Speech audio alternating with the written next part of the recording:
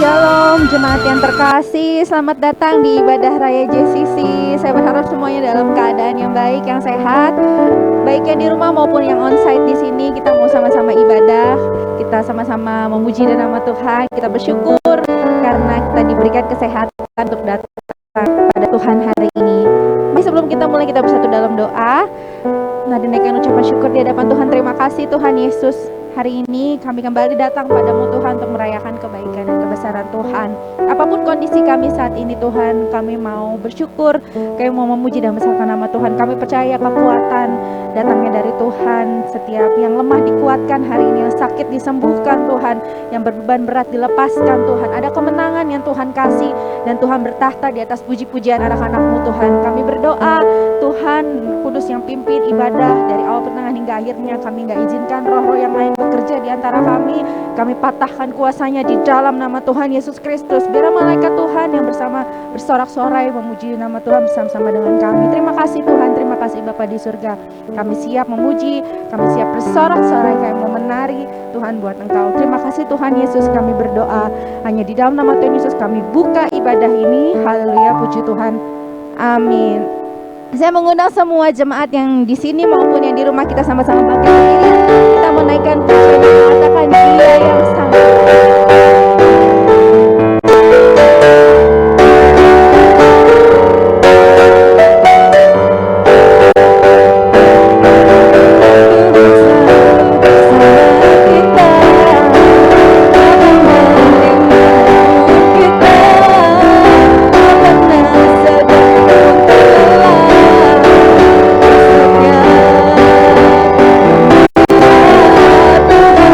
Selalu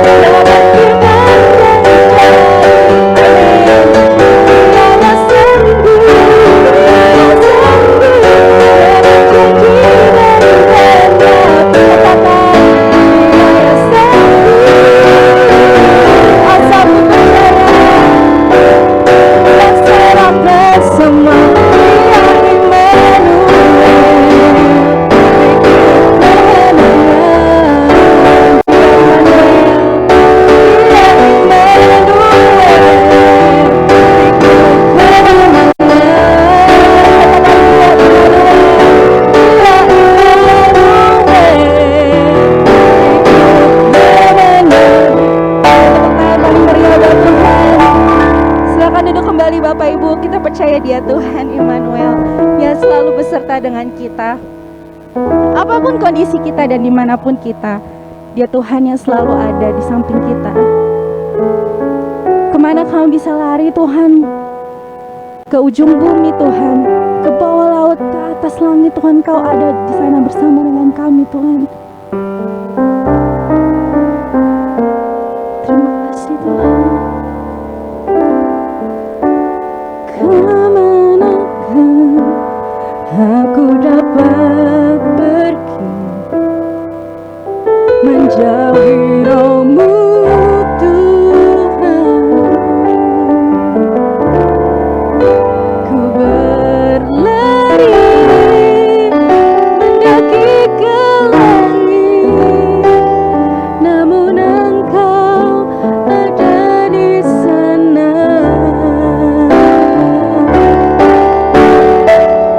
Aku terbang dengan sayap fajar,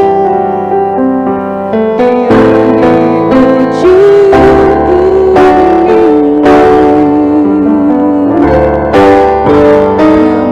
tangan-Mu menuntunku selalu, bawaku mendekatkan padamu. Kau Tuhan, Kau Tuhan,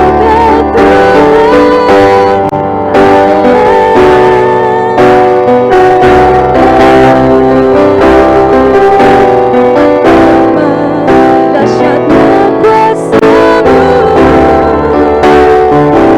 hadirat-Mu kini penuh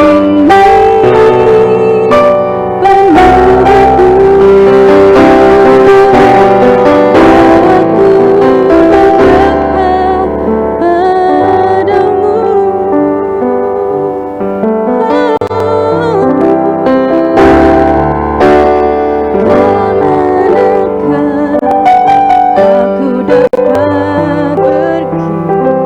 menjauhi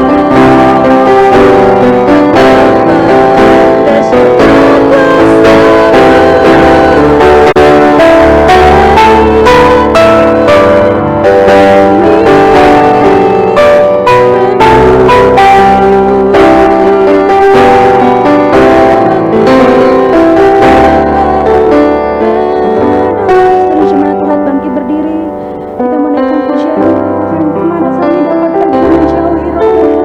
Tuhan.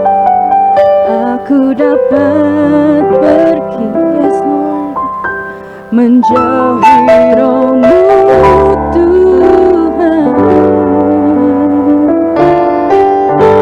Ku berlari mendaki ke langit, namun Engkau ada di sana.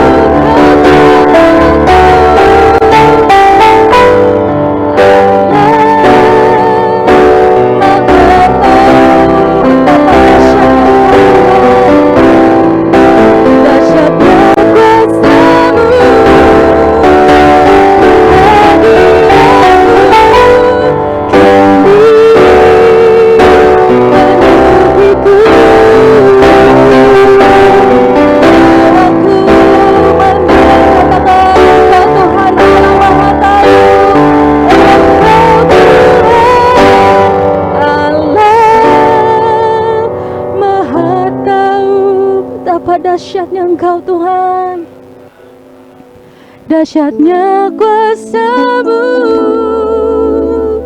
hadirat-Mu kini penuhiku, bawaku mendekat. Sekali lagi katakan, Engkau Tuhan Allah, Maha tahu betapa dahsyatnya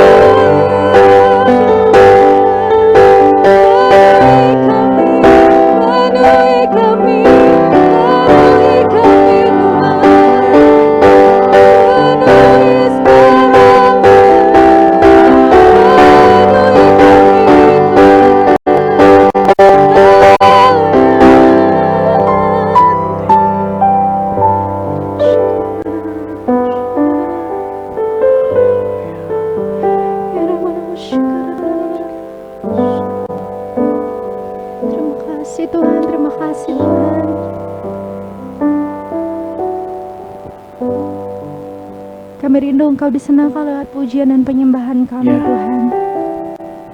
Terlebih lagi saat ini kami menyiapkan hati, Tuhan, dan pikiran kami untuk fokus mendengarkan kebenaran firman, Tuhan. Mari Roh Kudus pimpin setiap kami, hikmat marifat-Mu membuat kami mengerti isi hati-Mu yang akan disampaikan lewat hamba-Mu, Tuhan. Menjadi pesan buat kami masing-masing, menguatkan iman kami, membangkitkan iman kami, Tuhan, untuk tetap percaya kepada Tuhan. Dan kami akan menjadi pelaku-pelaku firman-Mu, Tuhan. Urapi hamba-Mu yang sore hari ini akan menyampaikan kebenaran firman Tuhan. Pengurapan nada pada lidah bibirnya, Tuhan, menjadi penyambung lidah-Mu, Tuhan, untuk menyampaikan kebenaran firman-Mu, Tuhan. Terima kasih Tuhan Yesus, terima kasih Bapa di surga. Kami serahkan firman Tuhan pada sore hari ini, hanya di dalam nama Tuhan Yesus Kristus. Kami terima firman-Mu dengan ucapan syukur. Haleluya, puji Tuhan. Amin.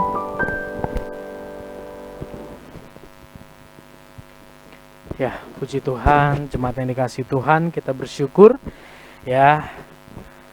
Hampir di penghujung bulan Maret di tahun 2022 ya, Tuhan pegang hidup kita, dan pujian terakhir tadi mengatakan bahwa Dia Tuhan yang dahsyat. Amin. Ya, jangan sampai hari-hari ini kita sebagai orang Kristen, orang percaya, namun kita lupa bahwa Tuhan kita adalah Tuhan yang dahsyat. Akhirnya kita tidak lagi hidup mengandalkan Tuhan. Saudara, di tahun 2022 ini kita sama-sama terus mau belajar, mau dibentuk, tuntun untuk punya kedewasaan secara rohani. Kedewasaan secara rohani itu akan menghasilkan, akan nampak di dalam hidup kita melalui apa? Karakter Kristus lewat kehidupan kita. Di slide saya tuliskan, arah kedewasaan rohani dalam Yesus adalah keserupaan dengan Yesus. Katakan keserupaan dengan Yesus. Yang jadi masalah saudara di dalam hidup kita ini terlalu banyak bumbu. Bumbu itu berbicara tentang dosa, luka hati dan sebagainya yang akhirnya membuat kita jauh dari keserupaan dengan Yesus. Bersyukur Dia turun ke dalam dunia menebus mati di kayu salib sehingga kita percaya, dan di dalam perjalanan kita percaya kepada Dia, Dia membentuk kita semakin serupa dengan Dia. Itulah gambaran kedewasaan rohani di dalam Kristus. Bulan-bulan ini kita belajar tentang more of you. Kita mau lebih lagi intim, kita mau lebih lagi dekat dengan Tuhan, kita mau lebih lagi mengalami dan mengenal Tuhan setiap hari. Lewat gereja, lewat komunitas, lewat keluarga kita sudah belajar. Dan hari ini kita mau belajar, saudara. Lewat apa lagi kita bisa mengenal dan mengalami Tuhan lebih lagi. Firman Tuhan saya beri judul pada sore hari ini, setelah Mesir sebelum Kanaan. Ada apa setelah Mesir sebelum Kanaan? Mari renungkan sama-sama. Setelah bangsa Israel keluar dari Mesir menuju Kanaan, setelah keluar dari Mesir, sebelum Kanaan ada apa di situ? Padang gurun, saudara. Ya, hari ini kita mau belajar dari perjalanan bangsa Israel di padang gurun. Saudara, saya kemarin iseng-iseng buka Google Map. Di slide juga saya tampilkan. Itu saya tulis di situ dari Kairo ke Yerusalem. Itu kalau naik mobil itu hanya ditempuh dalam waktu berapa? 9 jam setengah. 9 jam 23 menit dari Mesir menuju Kanaan kalau naik mobil. Dan kalau jalan kaki dari Mesir menuju Kanaan itu atau menuju Israel itu hari-hari ini memakan waktu selama 6 hari 3 jam. Oke? Ya, hitunglah 6 hari 3 jam itu non-stop, hitunglah sama istirahat. Mungkin 10 sampai 12 hari, saudara ya. Kalau Yusak mungkin bisa sebulan kayaknya ya. Nyampe di satu kota, kuliner dulu, saudara ya. Cari di situ ada tutuk oncom atau enggak. Oh, enggak ada, pergi lagi ke kota berikutnya. Hanya dalam waktu 6 hari. Namun kita sama-sama tahu, saudara, bahwa Israel ada di padang gurun itu melewati perjalanan selama 40 tahun. Wow!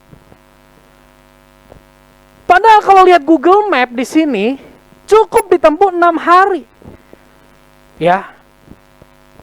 Teolog atau peneliti-peneliti sejarah Alkitab menyatakan bahwa perjalanan dari Mesir menuju Israel di masa itu 14 hari. Tapi kenapa mereka sampai 40 hari di padang gurun? Itu yang menarik. Padahal sebelum Israel keluar dari Mesir, Musa datang kepada Firaun dan juga kepada orang-orang Israel di sana, tua-tua Israel. Dia katakan, ayo kita mau keluar. Aku diutus Tuhan untuk pimpin kamu keluar. Atas nama Tuhan loh. Tapi kenapa Israel yang dipimpin sama Tuhan gak bisa lebih cepat dari 14 hari? Bukankah Tuhan bisa dengan sekejap membawa Israel tiba-tiba jelek ada di Kanaan? Tapi kenapa justru karena tuntunan Tuhan, Israel harus berjalan selama 40 hari? Belum lagi saudara, kalau saudara lihat itu di peta, yang gambar biru itu jalur jalannya. Ya, lalu di sini ada warna biru. Oke, di situ ada warna biru yang menggambarkan laut. Itu adalah Laut Merah. Ya, saya sedikit mau cerita tentang perjalanan Israel. Waktu Israel berjalan menuju Kanaan, yang katanya dipimpin sama Tuhan, Israel itu sebetulnya secara manusia berjalan di jalur yang salah. Sehingga akhirnya mereka ketemu sama namanya Laut Teberau. Kalau saudara lihat di trek ini yang jalan kaki ya saudara ya, yang titik-titik kecil yang sebelah kanan, itu jalannya gini, nggak lewatin Laut Teberau. Tapi kita sama-sama tahu bagaimana Israel pernah menemukan kebuntuan di Laut Teberau. Dan kita tahu bagaimana orang Mesir begitu antusias, Firaun begitu antusias kejar orang Israel lagi, bukan? Lalu orang Israel ada di depan Laut Teberau, mereka berseru-seru, lebih baik kami mati di Mesir. Jadi saudara, bukan sekedar waktu perjalanan yang begitu lama, tapi arah jalannya pun Israel itu salah secara manusia. Ya. Saya tulis di slide berikutnya.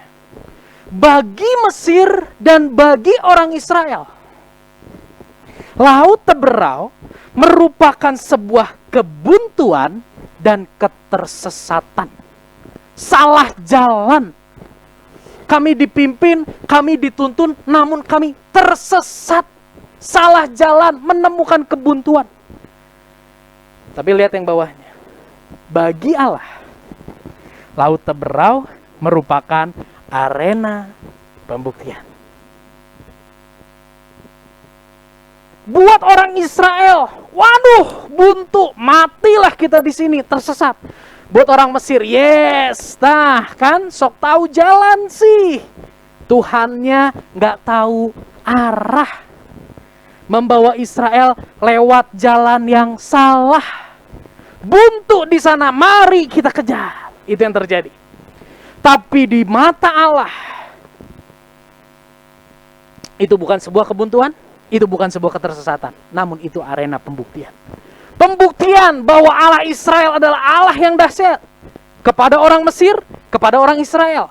Pembuktian kepada orang Israel bahwa Allahnya adalah Allah yang hidup dan layak untuk diandalkan. Kalau tidak mengalami ketersesatan dan menghadapi kebuntuan, orang Israel gak akan pernah sadar bahwa Allahnya adalah Allah yang berkuasa membelah lautan. Hari ini kita mau belajar sama-sama. Kenapa bangsa Israel dibawa berputar-putar selama 40 tahun di padang gurun. Ulangan 8 ayat 1-2. Sebelum kita baca ayat ini, Ulangan 8 ini disampaikan oleh Musa menjelang Israel masuk Kanaan. Jadi review nih. Musa di depan dia bilang, inget ya, perjalanan 40 tahun. Itu gambaran kitab Ulangan. Dan salah satu pesannya gini, segenap perintah yang kusampaikan kepadamu pada hari ini, haruslah kamu lakukan dengan setia, supaya kamu hidup dan bertambah banyak, dan kamu memasuki serta menduduki negeri yang dijanjikan Tuhan dengan sumpah kepada nenek moyangmu. Pesannya gini, ingatlah, hei Israel, ingatlah kepada seluruh perjalanan yang kau lakukan atas kehendak Tuhan. Di sini kita bisa nangkap bahwa bangsa Israel dibawa salah arah. Israel dibawa berputar-putar 40 tahun. Itu atas kehendaknya Tuhan. Musa katakan ini bukan ketika baru 1 minggu keluar dari Mesir, tapi setelah sekian lama. Setelah 40 tahun menjelang masuk ke Kanaan, Musa ngomong, hari ini aku sadar dan aku mau kalian semua sadar bahwa perjalanan 40 tahun itu merupakan atas kehendak Tuhan Allahmu. Di padang gurun selama 40 tahun ini dengan maksud. Dan Musa menangkap di momen itu. Ada maksud Tuhan, yaitu merendahkan hatimu dan mencobai engkau untuk mengetahui apa yang ada dalam hatimu, yakni apakah engkau berpegang perintahnya atau tidak. Oke? Kita belajar sama-sama bahwa bangsa Israel berjalan 40 tahun di padang gurun. Itu ternyata atas kehendak Tuhan. Dan Musa bilang ada maksud Tuhan, yaitu untuk merendahkan dirimu, membuat engkau rendah hati, dan mencobai engkau. Satu ayat lagi, Ulangan 8 ayat 5 bilang gini, maka haruslah engkau insyaf, maka haruslah engkau sadar, maka haruslah engkau bertobat mungkin dari keluh kesahmu, dari uring-uringanmu, karena Tuhan bawa engkau berjalan 40 tahun. Haruslah engkau bertobat. Lihat, bahwa Tuhan Allahmu mengajari engkau. Ternyata tujuan Tuhan di balik perjalanan Israel 40 tahun di padang gurun adalah untuk membuat mereka rendah hati, untuk mencobai atau menguji mereka, dan untuk mengajari mereka seperti seorang ayah mengajari anaknya. Wow! Bukankah orang Israel ketika mendengar ini, mereka ada punya satu sikap hati yang berubah dari sebelumnya? Saudara, apa korelasinya dengan kehidupan kita hari ini? Salah satu yang membuat kita untuk kita bisa semakin more of you, kita bisa semakin mengenal dan mengalami Tuhan adalah masalah dan pergumulan. Masalah pergumulan itu bisa terjadi karena konsekuensi dari kesalahan kita. Masalah pergumulan itu bisa saja terjadi karena memang Tuhan mau kita mengalami itu. Seperti orang buta yang sejak lahirnya Yohanes 9. Siapa yang salah Tuhan? Gak ada yang salah, tapi karena memang Tuhan mau. Tapi apapun kondisi masalah yang kita hadapi, di balik itu semua, sama seperti orang Israel jalan di padang gurun, itu terjadi atas seizin Tuhan. Itu dengan tujuan membuat kita rendah hati, itu bertujuan untuk mencobai atau menguji kita, dan lewat permasalahan pergumulan yang kita hadapi, kita harus tahu, dan Tuhan mau kita tahu bahwa Tuhan sedang mengajar kita. Ya, saudara, ikut Yesus itu bukan terima Yesus, lipat tangan, duduk tunggu mati. No. Karena Dia mengasihi kita, Dia ingin membentuk hidup kita menjadi indah. Tentunya indah di pandangan Dia. Maka dari itu di satu proses yang namanya pembentukan, diajar. Kita hari ini akan belajar 3 hal. Maksud Tuhan, Israel berjalan di padang gurun untuk membuat rendah hati, untuk mencobai atau menguji, dan untuk mengajar. 3 hal. Tapi kita akan nggak urut bahasnya. Yang pertama yang mau kita belajar adalah poin yang pertama. Padang gurun merupakan tempat untuk Tuhan mengajar Israel. Tuhan mengajari bangsa Israel di padang gurun selama 40 tahun. Mengajari ini berbicara tentang memperkenalkan, memimpin, dan mendisiplin. Memperkenalkan itu bicara tadi gini, dari nggak tahu jadi tahu, memperkenalkan. Memimpin itu berbicara gini, gini loh dalam menjalani, memberi teladan. Mendisiplin itu bicara tentang ketika kamu salah dalam menjalani, aku disiplin kamu. Namanya bapak sayang sama anak, anak pasti disiplin kalau salah. Memperkenalkan. Tuhan ingin lewat padang gurun itu 40 tahun, Tuhan ingin bangsa Israel semakin mengenal Dia. Mengenal dalam hal apa? Contoh, Ulangan 8 ayat yang keempat, firman Tuhan bilang apa?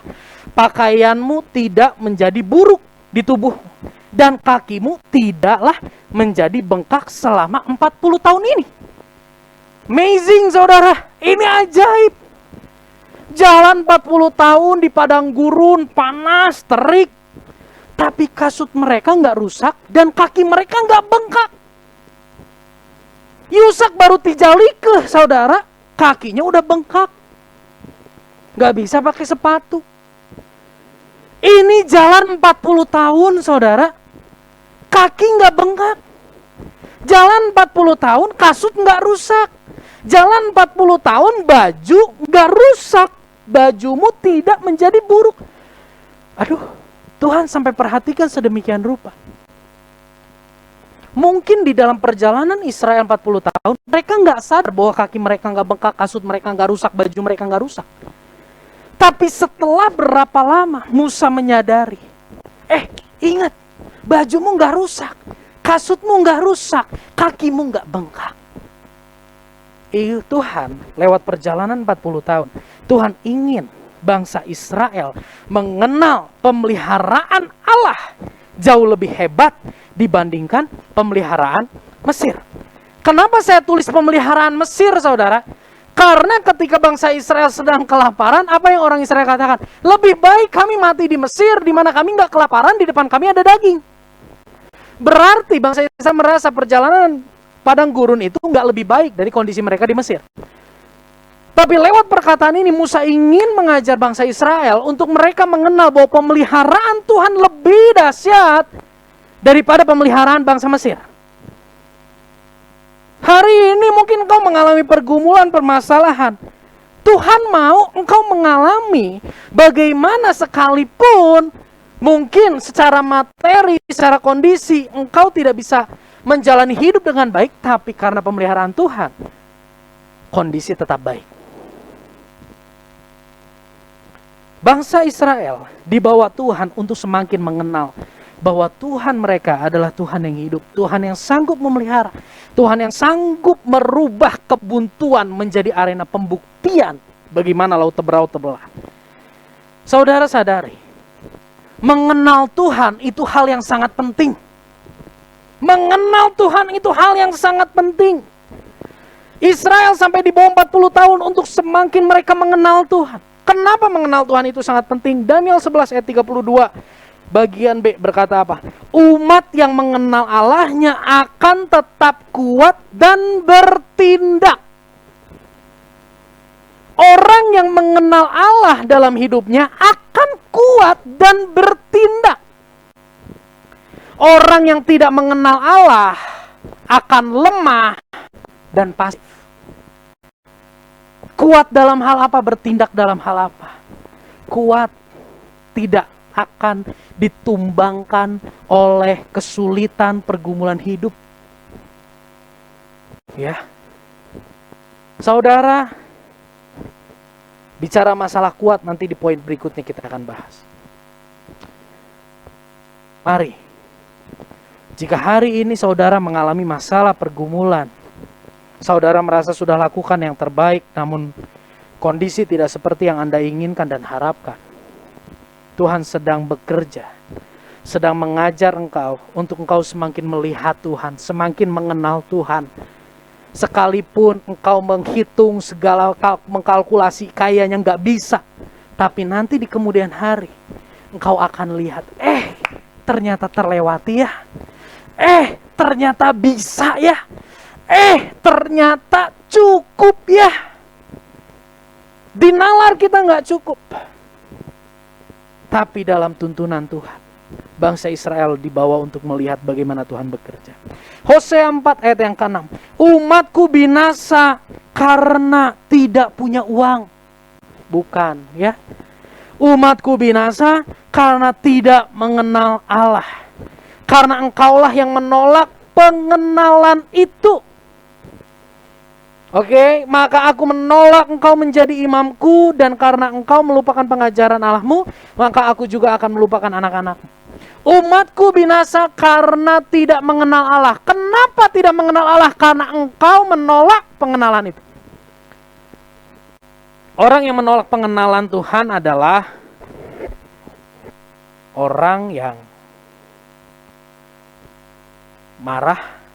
Ketika saudara marah, ketika saudara tidak berdamai dengan keadaan yang tidak saudara inginkan, saudara tidak akan pernah semakin mengenal Tuhan. Ketika saudara hidup dalam pemberontakan, saudara nggak akan pernah mengenal Tuhan. Tapi ketika saudara hidup dalam kelemah lembutan, ada masalah, hatimu lemah lembut, di situ engkau justru akan mengenal Tuhan. Orang Farisi ahli Taurat, mereka lihat mujizat. Mereka dengar pengajaran yang penuh hikmat. Namun kenapa mereka tidak bertobat? Karena mereka menolak Yesus sebagai anak tukang kayu, kok berani-beraninya ngaku anak Allah.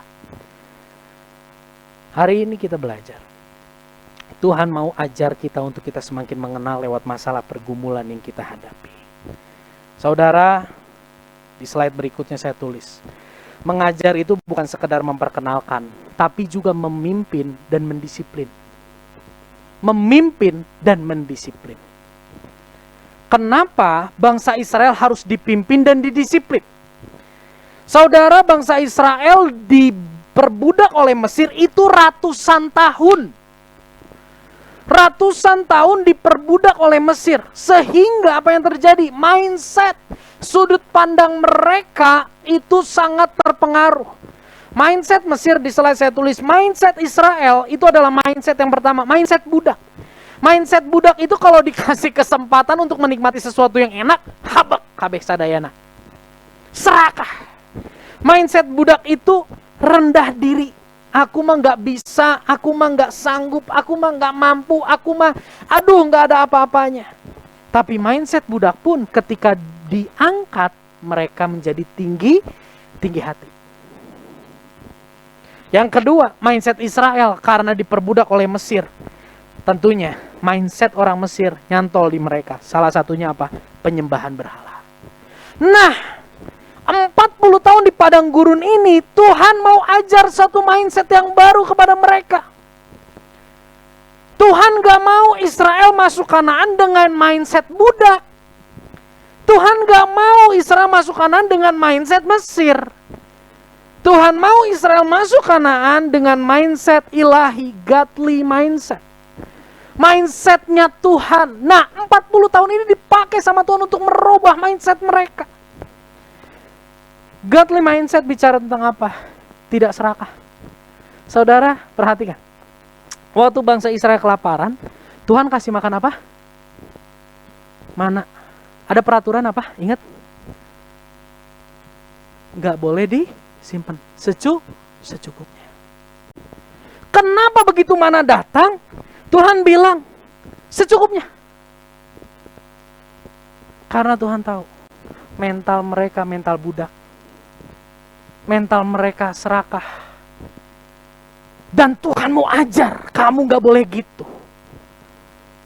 Ya, Tuhan ajar.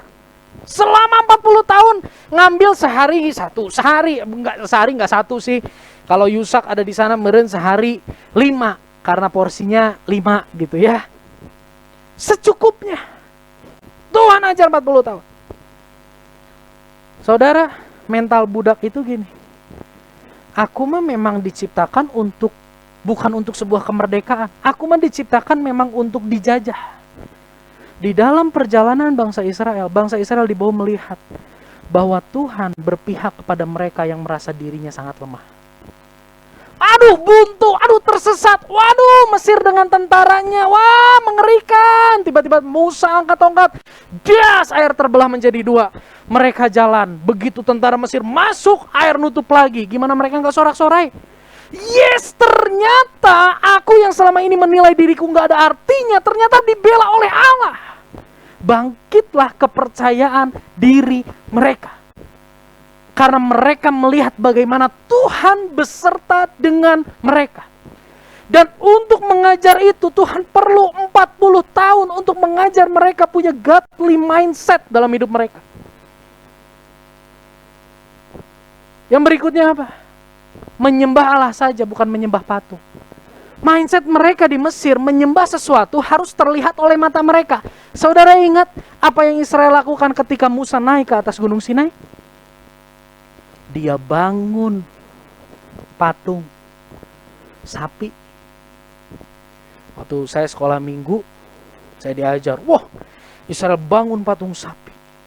Begitu saya lewat Baso Panghegar, Mami, ini patung yang dibangun bangsa Israel bukan? Ya, bangsa Israel membangun patung sapi dari emas. Kenapa? Mereka belajar di mana? Mereka belajar dari Mesir. Tapi Tuhan pengen mindset itu berubah. Sekalipun engkau tidak melihat Tuhanmu secara fisik, tapi engkau harus tahu dan engkau harus percaya bahwa Allahmu itu ada dan bekerja. Itu godly mindset. Dan untuk mengajar mereka, Tuhan pakai padang gurun 40 tahun itu untuk mengajar mereka, saudara. Tadi kita nyanyi, Engkau Tuhan Allah Maha Tahu. Ingat ya, jangan lupa ya kata Maha Tahu ya. Seringkali yang kita tahu tentang Tuhan Allah Maha Tahu, oh dia tahu pergumulan kita, dia tahu kebutuhan kita. Saudara, bukan sampai itu aja. Dia tahu kekerasan hatimu. Dia tahu bagaimana caranya mengajar engkau. Dia tahu bagaimana atau hal-hal apa aja yang akan membuat engkau menyerah dan minta ampun sama Tuhan dan engkau berbalik sama Tuhan. Tuhan lihat bangsa Israel selama ratusan tahun diperbudak di Mesir. Aduh, mindsetnya bobrok, hidupnya bobrok, hancur. Tuhan tahu. Dan Tuhan pakai 40 tahun padang gurun untuk membentuk mereka. Dan hari ini Tuhan pun tahu. Apa kesombonganmu? Tuhan tahu. Apa yang kau banggakan? Tuhan tahu. Apa yang menjadi berhala dalam hidupmu? Tuhan tahu. Dan sesungguhnya lewat pergumulan yang sedang engkau hadapi, Tuhan sedang mengikis engkau. Semakin kau keras hati, semakin kau memberontak, semakin lama perjalanan itu. Mari saudara, Tuhan itu gak jahat. Kalau tadi kita lihat Ulangan 8 ayat 5 dibilang apa? Tuhan mengajari bangsa Israel seperti seorang mengajari siapa? Anaknya. Ternyata di balik pendisiplinan Tuhan yang luar biasa. Wah, kalau saudara ingat perjalanan bangsa Israel, Tuhan mendisiplin mereka luar biasa, ngeri. Tapi di balik pendisiplinan itu ada kasih yang luar biasa. Saudara, seorang bapak yang mengajari anaknya, itu bicara gini, menanamkan nilai baru kepada anaknya, mendisiplin anaknya ketika melakukan kesalahan, memberi kesempatan untuk memperbaiki, tidak ditinggalkan, tidak membebani sesuatu yang tidak dapat mereka lakukan, dan turut bekerja. Itu cara bapak mengajar anaknya. Menanamkan nilai, mendisiplin ketika salah, tapi di balik pendisiplinan itu nggak ditinggalin. Artinya apa? Sekalipun hari ini kita merasa sedang didisiplin oleh Tuhan lewat apapun itu, percaya saudara, Tuhan tidak meninggalkan. Tuhan tidak akan memberi beban yang tidak dapat engkau lakukan.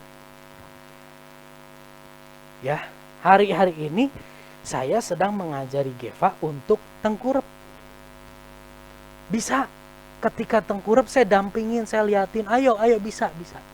Wah, dia udah setengah badan, ting berat ku beteng, mereni di kebapan. Aduh, wah. Sama saya didorong nggak? Sama saya nggak didorong, saya antepin. Mamanya bilang, ayo Geva bisa. Dikasih mainan, remote TV di depan matanya. Akhirnya baliklah dia. Saya nggak tinggalin. Saya biarkan dia, dengan tenaganya. Kenapa? Karena saya tahu itu tidak membahayakan. Bukankah saudara di sini yang sudah berkeluarga tahu bagaimana mendidik anak? Tong dimanjakeun teuing, geus antepkeun. Ya, saya dulu senang banget naik sepeda. Les itu naik sepeda dari rumah ke Taman Holis itu naik sepeda. Naik sepeda. Waduh, mami saya worry-nya luar biasa. Mami saya khawatirnya luar biasa. Tapi saya bilang gini, biarin anak laki-laki. Wah, tapi gimana, Pi? Oke. Diikutin dari belakang tanpa sepengetahuan saya. Udah nyampe tempat les, pulang. Begitu mau pulang dari tempat les, guru les ngabarin, Pak ini mau pulang. Oke, tahan sebentar. Nyumput di pos. Wow, itu si engkau itu pakai tas ya, rambut botak, udah kepala botak, udah kayak bobo. Wah, keringetan. Wah, itu anak saya. Diikutin sama orang tua saya dari belakang. Sampai rumah, papi kok nggak ada? Ya, lagi beli gorengan. Taunya pulang bawa gorengan, ngeng. Dari mana beliau? Beliau ikutin saya. Bapak ingin mengajar anaknya supaya berani, supaya mandiri, nggak banyak bergantung dewasa, namun Bapa tidak meninggalkan anaknya. Itu yang Tuhan ajarkan, itu yang Tuhan lakukan kepada bangsa Israel 40 tahun di padang gurun. Wah, kayaknya gersang, gak ada kehidupan, gak ada pertumbuhan, kayaknya gitu-gitu aja. Pasir lagi. Tapi Tuhan gak tinggalin. Masalah kayaknya bertubi-tubi, saudara. Wah, begitu berat. Masa sih dari gua hidup sampai mati harusnya terus ngalamin masalah? Sekalipun itu terjadi, Tuhan tidak pernah meninggalkan. Yang pertama kita belajar, lewat masalah pergumulan padang gurun, Tuhan mengajar bangsa Israel. Yang kedua, 40 tahun di padang gurun bukanlah sebuah kesia-siaan, karena Tuhan sedang membentuk hati bangsa Israel untuk rendah hati. Ulangan 8 ayat yang ketiga, firman Tuhan berbunyi demikian.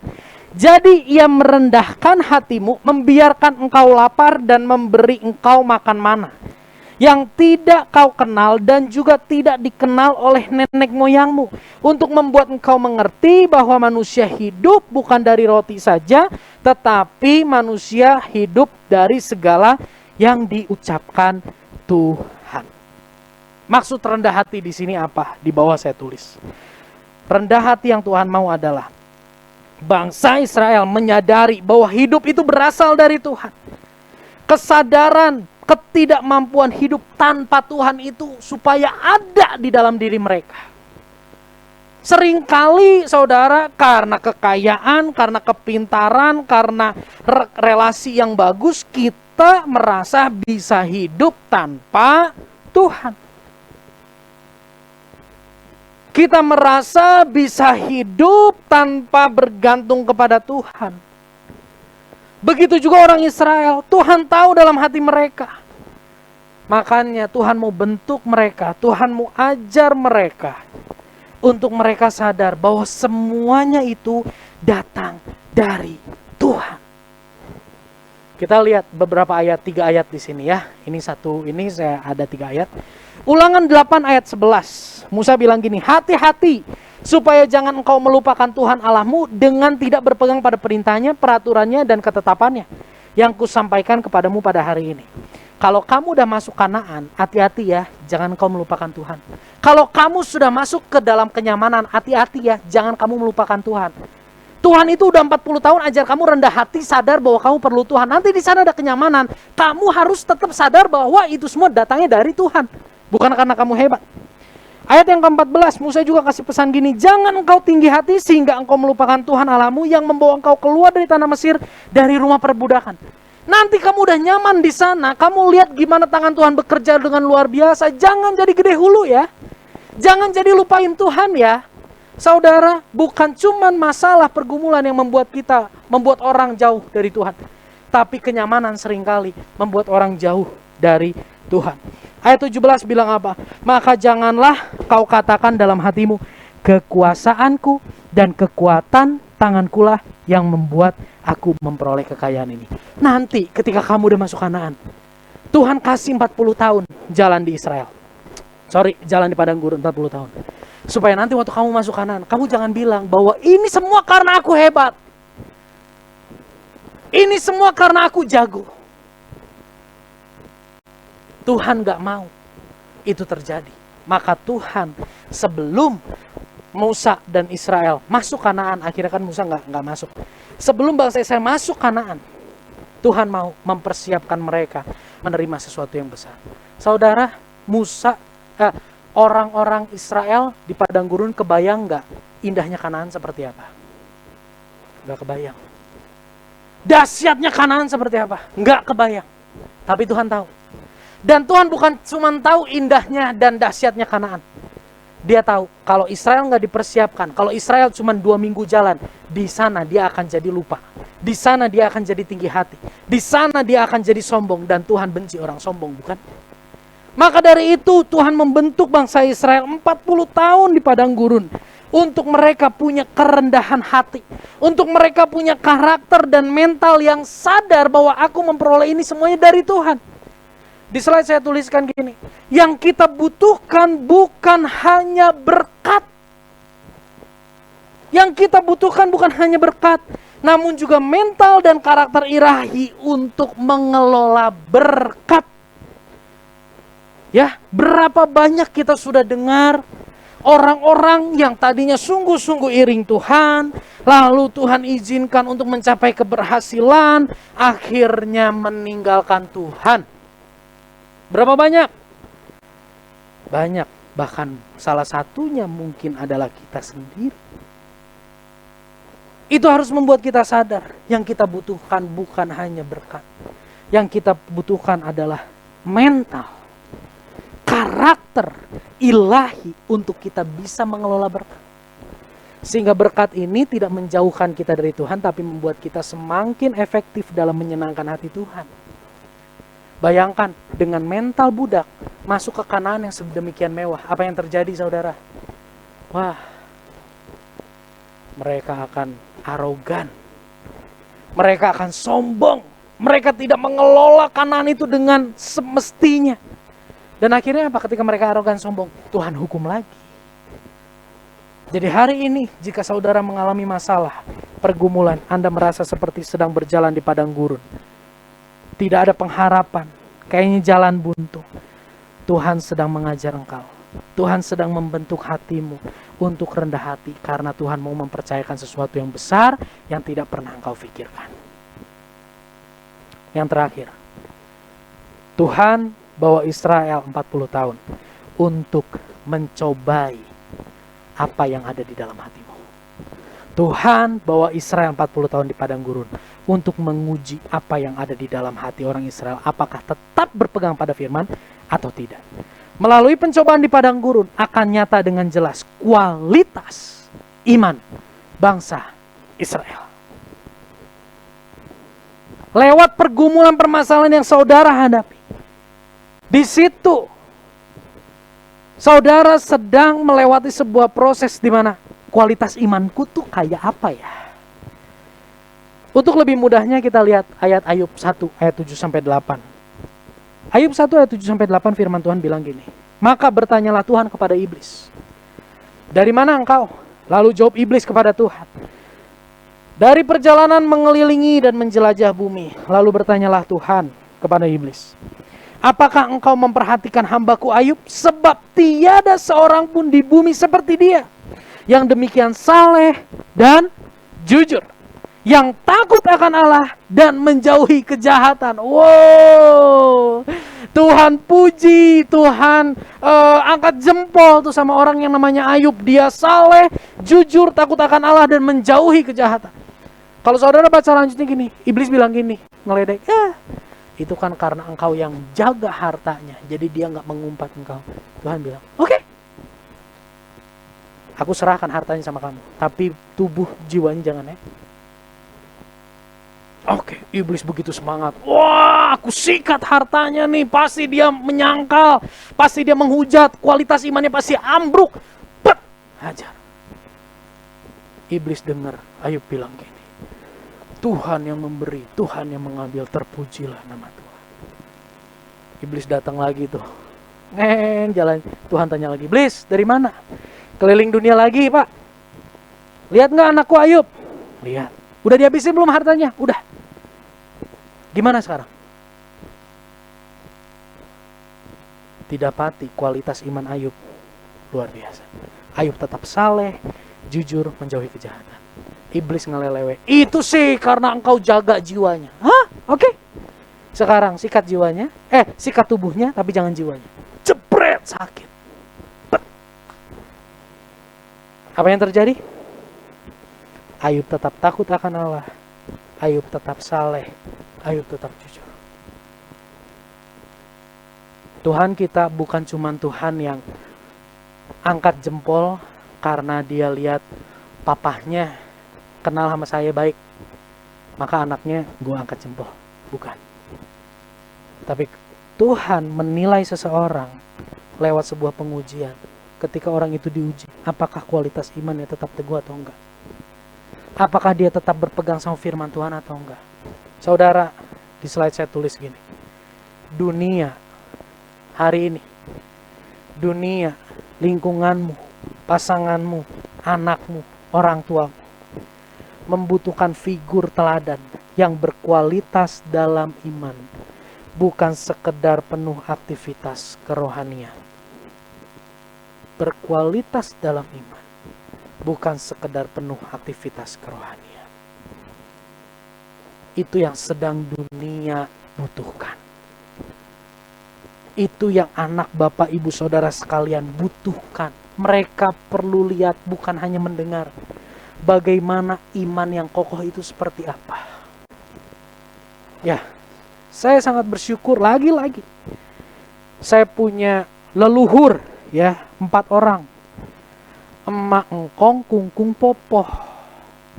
Emak engkong dari bapak pembina, kungkung popoh dari ibu pembina. Saya bersyukur melihat dan menyaksikan bagaimana 4 pribadi ini mengakhiri hidupnya bukan dalam kenyamanan tubuh. 4 pribadi ini menutup usia dalam kondisi sakit. Yang pertama, engkong saya meninggal dunia dalam kondisi mata buta. Betapa beliau tertekan ketika matanya buta, gak bisa lihat setelah operasi, pulang operasi di depan rumah jatuh. Baru semangat, aku bisa lihat lagi. Jatuh di depan rumah, pulang dari rumah sakit. Buta total. Tapi saya melihat, hari Jumat gak ada, hari Senin masih sampaikan firman Tuhan. Hari Jumat gak ada, hari Rabu Yusak dipanggil, dipegang-pegang. Yusak, kamu makin besar, makin gendut, layani Tuhan dengan setia. Saya melihat bagaimana sekalipun tidak memperoleh yang diinginkan, meninggal dalam kondisi sakit, tapi tetap memuliakan Tuhan. Yang meninggal setelah engkong saya adalah popoh saya. Kanker usus, pankreas ya, pankreas. Aduh saudara, mengerangnya kalau sakit, tapi beliau gak pernah mengerang kalau kita lagi kumpul. Kalau kita lagi kumpul, diajak nyanyi, disuruh memuji Tuhan, dipesenin satu-satu, didoain setia ya sama Tuhan, bacain firman tuh, denger ya firman Tuhan semua ya. Meninggal dalam kondisi mengerang, menahan sakit, namun imannya gak luntur. Yang ketiga yang meninggal adalah kungkung saya. Saya sempat rawat kungkung 1,5 tahun. Saya melihat bagaimana awalnya keras, namun Tuhan ubah. Beberapa hari sebelum beliau turun terus kesadarannya, yang keluar dari mulutnya adalah terima kasih Tuhan, terima kasih Tuhan, terima kasih Tuhan. Waktu awal sakit memang yang keluar keluh kesah. Tapi ketika beliau udah mau hilang, kesadaran semakin menurun, kungkung saya yang keluar ucapan syukur. Yang terakhir emak saya, ya, keluarga Pak David 5 jam atau 4 jam sebelum emak meninggal, kita kumpul doa bareng di Immanuel. Dan kita lihat bagaimana dikuatkan, ya, ketika kita ke rumah sakit Advent waktu itu, kita malah didoakan di sana sama emak. Mari saudara, jika saya pribadi sudah melihat figur yang berkualitas dalam iman bukan sekadar penuh aktivitas kerohanian, mari, saya pribadi rindu anak saya, istri saya melihat kualitas iman dalam diri saya. Baiklah, itu juga boleh menjadi kerinduan setiap kita. Jangan hanya kita mengajarkan firman Tuhan pada anak, tapi tunjukkan bagaimana iman yang kokoh, yang teguh di dalam Tuhan. Dunia membutuhkan itu. Ada beberapa perenungan yang bisa kita renungkan. Next. Saudara, kapan terakhir kita mengucap syukur atas pergumulan yang Dia izinkan terjadi dalam hidup kita? Mungkin hari ini kita nggak ngerti. Tapi belajar dari kisah Musa bahwa Tuhan izinkan pergumulan itu bukan untuk mencelakakan kita. Dia sedang mengajar kita melalui pergumulan itu. Dia sedang membentuk hati kita menjadi rendah hati lewat pergumulan itu. Dia sedang membentuk kita untuk kita bisa menjadi contoh buat orang-orang di sekitar kita. Sekalipun masalah pergumulan. Mari. Kapan terakhir kita mengucap syukur? Kapan terakhir kita berterima kasih sama Tuhan? Tuhan, makasih buat pembelajaran, buat padang gurun di mana Engkau sedang ajar aku. Ketika saudara mengucap syukur, menunjukkan hatimu yang lembut, engkau berdamai dengan keadaan, dan di situ engkau akan lebih dalam lagi mengenal dan mengalami Tuhan. Selama kita keras, selama kita mencari pembenaran, saudara, kita akan semakin jauh, kita akan semakin terluka. Yang paling terakhir, mari renungkan itu. Apa yang sedang Tuhan ajar lewat pergumulan yang hari ini kita hadapin? Apa yang sedang Tuhan ajar? Apakah Tuhan sedang ajar kita untuk kita jadi orang yang lembut? Tentunya ketika Tuhan mengajar kita jadi orang yang lembut, Tuhan akan pertemukan kita dengan orang yang keras. Tuhan sedang ajar kita untuk kita rendah hati. Kalau Tuhan mau ajar kita rendah hati, tentunya Tuhan akan mengambil apa yang membuat kita tinggi hati. Jika engkau merasa apa yang engkau banggakan, apa yang engkau andalkan selama ini, Tuhan ambil. Tuhan angkat. Engkau merasa tidak punya apa-apa, ketahuilah, Tuhan akan memberi engkau sesuatu yang besar. Dan hari ini Tuhan sedang mempersiapkan hatimu, mentalmu, mindsetmu, supaya ketika apa yang besar itu dipercayakan oleh Tuhan, engkau tidak pakai itu untuk kesombongan, untuk merendahkan orang-orang di sekitar. Mungkin hari ini masalahmu belum selesai, tapi minta sama Tuhan. Tuhan, aku mau mengerti apa yang sedang Tuhan ajar di dalam kehidupanku lewat masalah pergumulan ini. Mari kita tundukkan kepala. Mari saudara renungkan dua pertanyaan ini. Jika sudah begitu lama kita enggak mengucap syukur atas apa yang Tuhan izinkan terjadi, atas permasalahan yang Tuhan izinkan terjadi, kita enggak mengucap syukur, tapi malam hari ini kita mau lakukan sesuatu yang berbeda. Kamu mengucap syukur kepada Tuhan. Karena hari ini kita tahu di balik masalah ada pengajaran, ada kasih Tuhan yang besar. Ada rencana Tuhan untuk membawa kita semakin mengenal Dia. Terima kasih Tuhan. Terima kasih.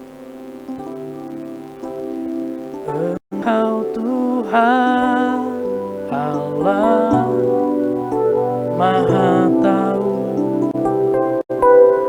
betapa dahsyatnya kuasa-Mu,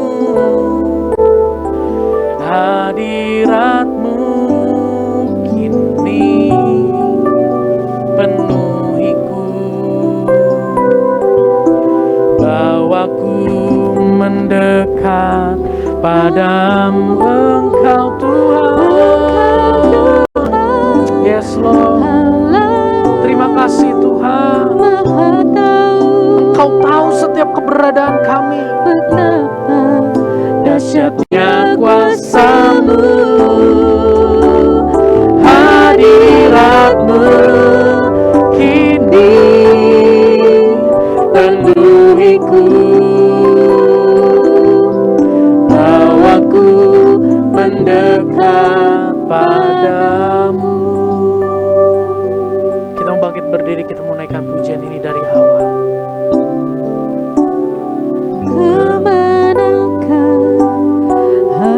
Jika hari ini dalam pergumulanmu yang begitu berat, engkau pergi meninggalkan Tuhan,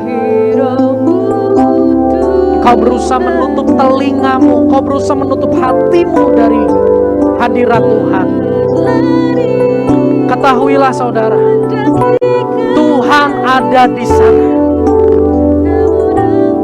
Karena Dia tidak meninggalkan engkau, karena Dia tidak membiarkan engkau menjalani padang gurunmu seorang diri.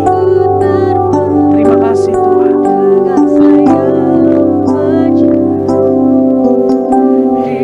Di ujung bumi, tanganmu Tuhan, tanganmu yang kuat memegang kami. Yes Lord, menuntunku selalu, bawa setiap kami dekat padamu Tuhan. Yes, pada Engkau Tuhan. Amin. Terima kasih Tuhan. Maha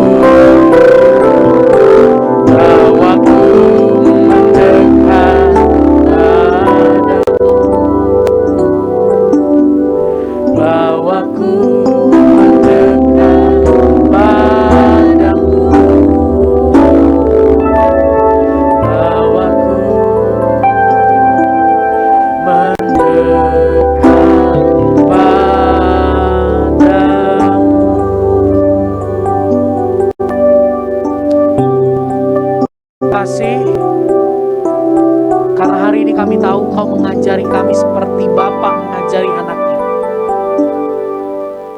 Di mana Engkau tidak pernah meninggalkan kami, sekalipun mungkin kami didisiplin, Tuhan. Hadirat-Mu adalah segalanya bagi kami. Tuhan tahu setiap keberadaan kami. Tuhan tahu permasalahan. Tuhan tahu pembentukan apa yang sedang Tuhan kerjakan dalam hidup kami. Kami minta malam hari ini, Tuhan, biar Roh Kudus buat kami mengerti, buat kami berdamai dengan apa yang Kau sedang kerjakan dalam hidup kami.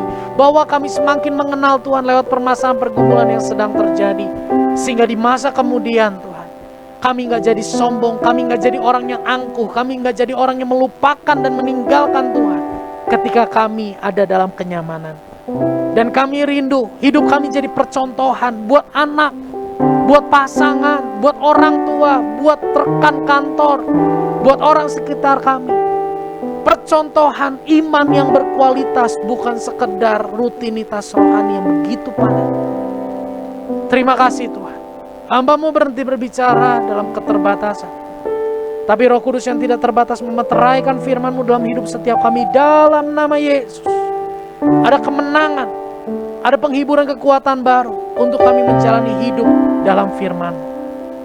Terima kasih Tuhan, Kau berikan kekuatan buat setiap kami yang lemah, setiap kami yang putus asa. Tuhan, bangkitkan semangat pengharapan kami.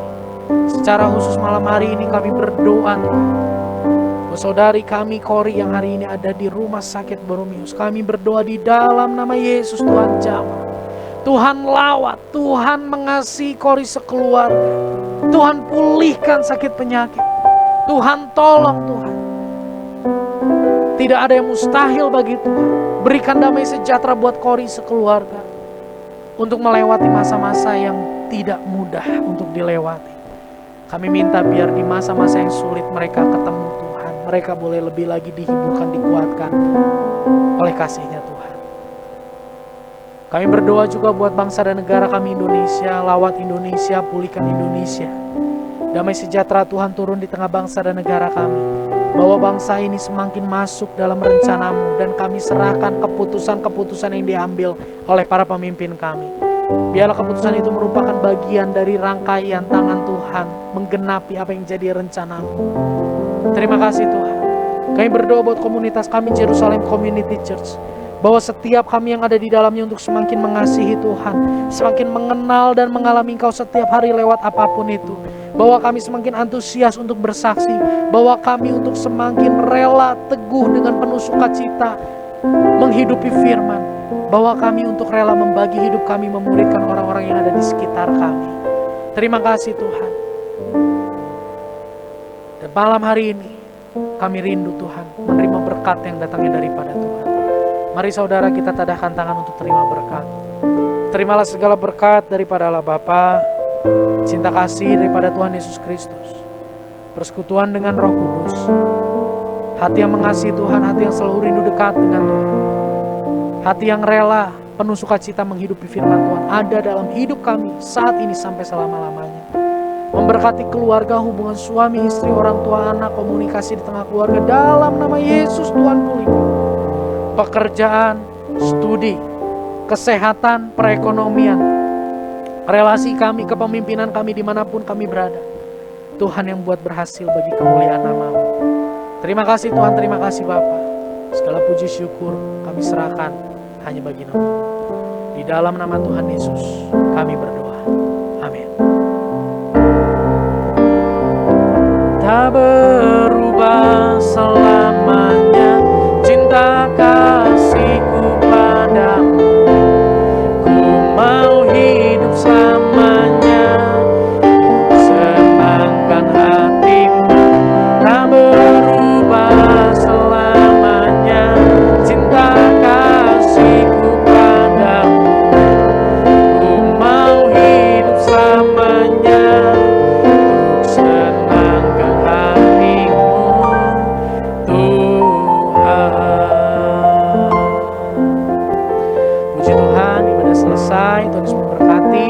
Silakan duduk saudara, ada beberapa pengumuman yang akan disampaikan. Yang pertama, setiap hari Rabu kita ada worship night. Saya mengundang saudara untuk kita sama-sama berkumpul, mengikuti worship night. Kita diteguhkan, dikuatkan kembali.